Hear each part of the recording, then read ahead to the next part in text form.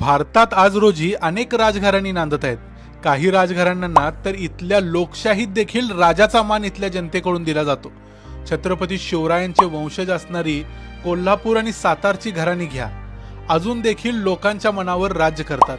एकेकाळचे होळकर आणि शिंदे यांच्यासारखे सरदार देखील नंतरच्या काळात तिथले राजे होऊन बसले आणि आज देखील इंदोर आणि ग्वाल्हेर या भागात त्यांना स्वतंत्र राजाचा मान मिळतो. भारत स्वतंत्र झाला तेव्हा भारतात जवळजवळ 565 संस्थाने होती. त्या सर्वांचे वंशज आज देखील आपला मान टिकवून या देशात राहत आहेत.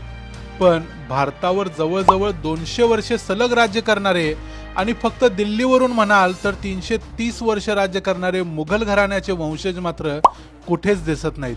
भारत स्वतंत्र झाला तेव्हा देखील त्या 565 संस्थानामध्ये मुघल नव्हतेच. म्हणजे मोगलांचे घराणे भारत स्वतंत्र होण्याच्या अगोदरच नष्ट झाले. उत्तर भारतातली अनेक शहरं वसवणाऱ्या आणि लाल किल्ला, ताजमहाल सारख्या वास्तू उभ्या करणाऱ्या मोगलांचे वंशज आज आहेत तरी कुठे, ते काय करतात आणि त्यांची अशी परिस्थिती असण्याचे कारण तरी काय, या सगळ्या गोष्टी पाहूया आजच्या या व्हिडिओमध्ये. 1526 ला पानिपतचं युद्ध जिंकून बाबराने भारताच्या राजकारणात प्रवेश केला. त्यानंतर त्याचा मुलगा हुमायून, अकबर, जहांगीर, शहाजहान आणि औरंगजेब या सर्वांनी मिळून भारतावर जवळजवळ 180 वर्ष राज्य केले. मराठ्यांचं एक छोटंसं राज्य वगळता उरलेला सगळा भारत औरंगजेबाच्या मृत्यूच्या वेळी मोगलांच्या ताब्यात होता. पण औरंगजेबाच्या मृत्यूनंतर मोगल साम्राज्याचा झपाट्याने ऱ्हास सुरू झाला. मराठे, बुंदेले, अहोम, शीख अशा नव्या सत्तांचा उदय झाला आणि या सर्वांनी मिळून मोगलांचे राज्य पोखरून काढले. बघता बघता पुढच्या 50 वर्षात म्हणजे 1760 सालापर्यंत एकेकाळचे मोगल साम्राज्य फक्त दिल्ली शहरापुरते मर्यादित होऊन बसले. संपूर्ण भारताचा ताबा मराठ्यांनी आपल्या हाती घेतला. शहा आलम दुसरा याला दिल्लीच्या गादीवर बसून देशाचा कारभार मराठेच हाकत होते. पण तरीही नावाला का होईना दिल्लीचा बादशाह हा मुघल घराण्याचाच होता. इसवी सन 1803 साली मराठे आणि इंग्रज यांच्यात दिल्ली येथे एक लढाई झाली. या लढाईत मराठ्यांचा पराभव झाला आणि दिल्लीचा बादशाह आतापर्यंत जो मराठ्यांचा मांडलिक होता तो आता इंग्रजांचा मांडलिक झाला. इथून पुढे बादशाह मोगलच राहिला पण सत्ता इंग्रजांच्या हाती गेली. इसवी सन 1806 मध्ये शहा आलम दुसरा याचा मृत्यू झाला आणि अकबर शहा दुसरा दिल्लीच्या गादीवर आला. त्याने 1837 पर्यंत राज्य केले. 1837 साली गादीवर आलेला बहादूर शाह जफर हा शेवटचा मुघल सम्राट. या बहादूर शहाने 1857 पर्यंत दिल्लीच्या गादीवरून राज्य केले. या बहादूर शाह जफरला आपण ओळखतो ते मात्र एका वेगळ्या कारणासाठी. ते म्हणजे 1857चा जो उठाव इंग्रजांच्या विरुद्ध भारतीय जनतेने केला त्या उठावाचे नेतृत्व याच बहादूर शाह जफरने केलं होतं. याच बहादूर शाहला आपण आणखी एका कारणासाठी ओळखतो ते म्हणजे हा बहादूर शाह एक अत्यंत महान असा उर्दू कवी होता. त्याने लिहिलेल्या कित्येक गझला लोकांच्या ओठावर असतात. तुम्ही बहादूर शाहला जर ओळखत असाल तर ते कुठल्या कारणासाठी ते कमेंटमध्ये जरूर लिहा. या काळात दिल्लीच्या लाल किल्ल्यात शेकडो लोक राहायचे असा एक उल्लेख आढळतो. हे सर्वजण मोगलांचेच वंशज होते. कारण मोगल बादशांना अनेक पत्नी असायच्या आणि अनेक पत्नींपासून त्यांना अनेक मुले देखील असायची. एकट्या बहादूर शाह जफरला 22 मुले होती आणि 1857च्या उठावाच्या वेळी त्याचे वय 82 होते. हे सर्वच पुढच्या काळात स्वतःला पुढचा बादशाह मानू लागले.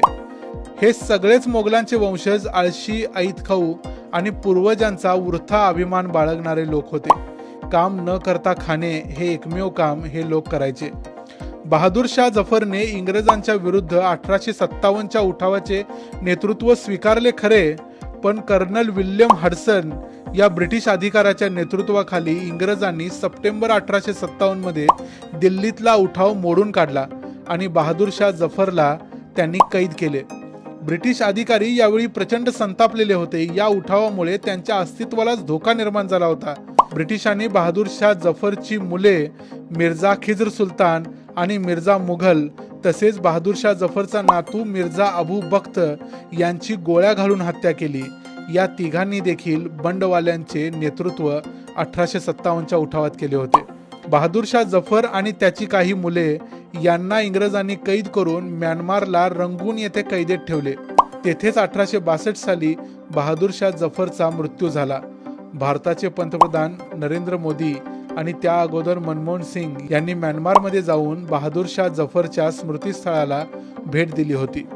मोगल सत्ताधीश भारतातल्या जनतेला भडकवत आहेत असा इंग्रजांचा समज झाला आणि त्यामुळे इंग्रजांनी मोगलांच्या वंशजांची शिकार चालू केली. मोगल घराण्याचे राहते घर म्हणजे लाल किल्लाच इंग्रजांनी आपल्या ताब्यात घेतला. त्यामुळे हे सगळे मोगलांचे वारस अक्षरशः रस्त्यावर आले. इंग्रजांच्याकडून होणारी धरपकड टाळण्यासाठी वाट मिळेल तिकडे आपला संसार घेऊन पळू लागले. काश्मीर, हैदराबाद, लखनौ, पंजाब अशा प्रांतात ते पळून गेले आणि तिथले सामान्य जीवन जगू लागले. मोलमजुरी करून जगणे त्यांच्या वाट्याला आले. हे संघर्षमय जीवन जगत असतानाच पुढच्या 2-3 पिढ्या गेल्या आणि मधल्या काळात भारताची फाळणी होऊन पाकिस्तानचा जन्म झाला. त्यातल्या कित्येकांनी फाळणीनंतर पाकिस्तानचा रस्ता धरला आणि बरेच जण भारतात शिल्लक राहिले. भारतात सध्या कोलकात्याच्या एका झोपडपट्टीत राहणाऱ्या सुलताना बेगम या एक हयात असणाऱ्या मोगलांच्या वंशज आहेत. बहादूर शाह जफर याचा मुलगा जवान बख्त, त्याचा मुलगा जमशेद बख्त आणि त्याचा मुलगा मिर्झा मोहम्मद बेदार बख्त. या मिर्झा मोहम्मद बेदार बख्तचा मृत्यू 1980 साली झाला. या बेदार बख्तची पत्नी म्हणजेच सुलताना बेगम. या सुलताना बेगम मोलमजुरी करून आपले जीवन चालवत आहेत. 2009 साली भारताच्या राष्ट्रपती प्रतिभा पाटील यांना त्यांनी विनंती केल्यावरून राष्ट्रपतींनी त्यांना 6,000 रुपये पेन्शन मंजूर केली. त्यावरच त्यांची गुजराण चालू आहे. लाल किल्ला, ताजमहाल अशा मोगलांनी बांधलेल्या वस्तू भारत सरकारने आपल्या ताब्यात द्याव्यात अशी भोळी अपेक्षा या सुलताना बेगम यांची आजही आहे. आपल्या 5 मुली आणि 1 मुलगा यांच्या बरोबर सुलताना बेगम आपला संसाराचा गाडा ओढत आहेत. हैदराबाद मध्ये राहणाऱ्या बेगम लैला उमाहानी या बहादूर शाह जफरचा नातू मिर्झा पारे यांच्या कन्या. त्यांच्या पतीचं नाव होतं याकूब मैनुद्दीन टुसी. या लैला उमाहानी यांचे पुत्र झियाउद्दीन टुसी आणि मसीहुद्दीन टुसी हे दोघेही हैदराबाद मध्येच काम करतात. झियाउद्दीन हे हैदराबादच्या सरकारी कार्यालयात तर मसीहुद्दीन हे एक कुक म्हणून हॉटेलमध्ये काम करतात. या सर्वांना स्वतंत्र भारतामध्ये महत्वाचे स्थान हवे आहे, तेही फक्त मोगलांचे वंशज असल्याबद्दल. याशिवाय पूर्वीच्या मोगलांनी बांधलेल्या भारतातल्या अनेक प्रॉपर्टीज मध्ये देखील यांना आपला वाटा हवा आहे. पाकिस्तानच्या लाहोरमध्ये इम्रान खान नावाचे एक मोगलांचे वंशज हयात आहेत. याशिवाय पाकिस्तानच्या कराची, इस्लामाबाद, विशेषतः पंजाब प्रांतात राहणारे अनेक जण स्वतःला मोगलांचे वंशज मानतात आणि ते तसे असण्याची शक्यता देखील आहे. याशिवाय कित्येक जण जर्मनी, इंग्लंड, फ्रान्स अशा राष्ट्रांमध्ये जाऊन स्थायिक झालेले आहेत. मोगलांची वाताहत होण्यासाठी नक्की काय कारण झाले असावे याचा शोध घेतला असता असे लक्षात येते औरंगजेबानंतरच्या सगळ्याच मोगल बादशहांचे जीवन विलासी आणि चैनीचे होते. मोगल बादशहांचा मोठा जनानखाना बाळगणे तसेच अनेक पत्नी असणे या कारणांमुळे देखील संपत्तीचे आणि सत्तेचे विभाजन होत गेले आणि त्यामुळे पुन्हा एकाकडे अधिकृतता राहिली नाही. 1857 पर्यंत तरी सामान्य भारतीय लोकांच्या पासून मोगल हे तुटलेलेच होते. 1857च्या उठावात भाग घेणारा बहादूर शाह जफर हा एकमेव मुघल म्हणता येईल ज्याने आपल्या भारतीयत्वाला जास्त महत्त्व दिले. एकेकाळी मोगलांची सरदार असणारी अनेक घराणी आज देखील उत्तर भारतात आपले नवाबी जीवन जगत आहेत. पण यापैकी कोणीच मोगलांच्या पडत्या काळात त्यांची बाजू घेतली नाही किंवा त्यांना मदत केली नाही. हेही मोगलांच्या ऱ्हासाचे एक कारण आहे. मोगल भारताच्या नकाशावरून अचानक गायब होण्याला मात्र सगळ्यात महत्त्वाचे एक कारण झाले ते म्हणजे 1857चा उठाव. कारण या उठावामध्ये उठावाचे नेतृत्व केल्यामुळेच इंग्रजांचा मोगलांच्यावर रोष झाला आणि इंग्रजांनी हे घराणे संपवले. जे झालं ते बरोबर की चूक याबद्दल प्रत्येकाची वेगवेगळी मतं असू शकतात. औरंगजेबासारख्या क्रूर कर्म्याच्या वंशजांचे हेच हाल झाले पाहिजेत असं एक वेळ वाटू शकतं. पण त्याच वेळी बहादूर शाह जफर सारख्या व्यक्तीनं ज्यांना 1857च्या उठावात बंडवाल्यांचं नेतृत्व केलं त्यांच्या वंशजांचे असे हाल व्हायला नकोत असं देखील वाटतं. या संपूर्ण गोष्टीकडे पाहून तुम्हाला काय वाटतं ते आम्हाला जाणून घ्यायचं आहे. तुम्ही या घटनेकडे मोगलांच्या इतिहासाकडे कसं पाहता ते आम्हाला कमेंट करून कळवा. बहादूर शाह जफर याने अनेक गझला लिहिलेल्या आहेत. त्यापैकी एका गझलेत तो म्हणतो, कितना बदनसीब है जफर दफन के लिए, 2 गज जमीन भी न मिली कुएं यार में. एक प्रकारे स्वतःचं आणि आपल्या येणाऱ्या पिढ्यांचं भविष्य त्यांनी कदाचित पाहिलं होतं, हेच त्यांच्या शब्दातून उमटलेलं दिसतं. या व्हिडिओमध्ये दिलेली माहिती जर तुम्हाला आवडली असेल तर आम्हाला कमेंट करून जरूर सांगा.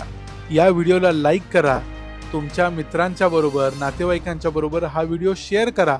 चॅनलला सबस्क्राईब जरूर करा. पुन्हा भेटू पुढच्या व्हिडिओमध्ये. तोपर्यंत जय हिंद, जय महाराष्ट्र.